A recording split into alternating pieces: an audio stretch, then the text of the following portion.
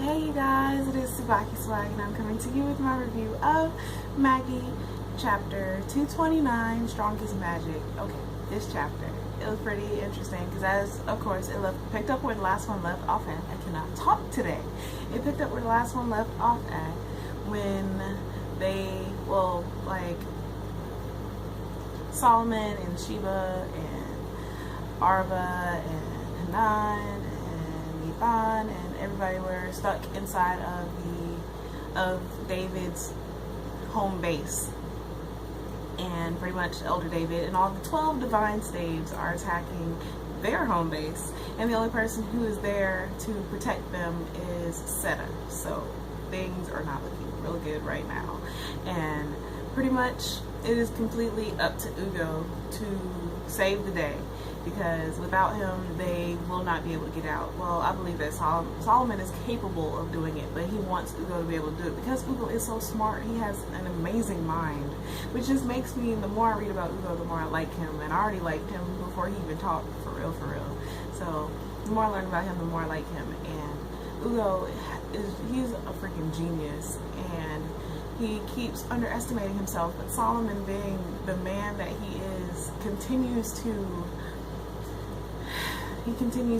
push Ugo to places that he never thought that he would be able to go, which is what friends are supposed to do.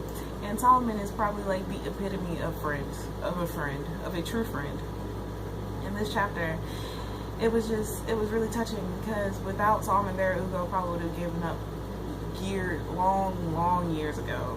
But because he had Solomon, he was able to push himself, and they pretty much figured out how to get out of the barrier. But of course it cut off right before they got to it. But because of Solomon's undying love for his friends and wanting to have friendship, he was able to push Ugo when Ugo didn't even think that he could figure out what was going on. So he pushed Ugo and pushed him, and finally Ugo figured out a way, pretty much figured out a way to get out of the barrier.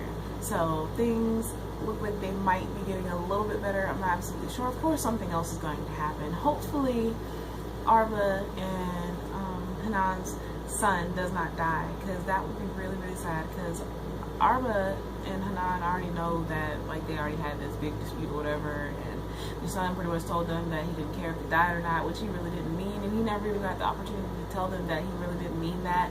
And I know that they have to have some type of closure, or he's not going to die. So hopefully things turn out well for them, because that would really suck if he did die.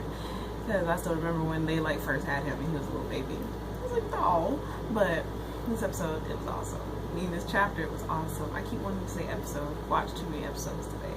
This chapter was awesome, and I'm really looking forward to what happens in the next chapter.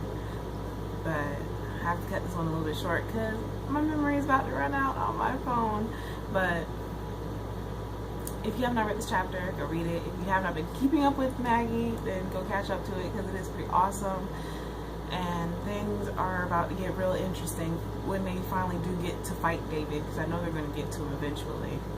So, as always, please remember to comment, thumbs up, and subscribe. And also, I would love to hear what you guys think is going to be happening coming up in the future. What do you think is going to be happening in the coming up chapters, or how do you think things are going to play out? But as always, this is TsubakiSwagg saying adios.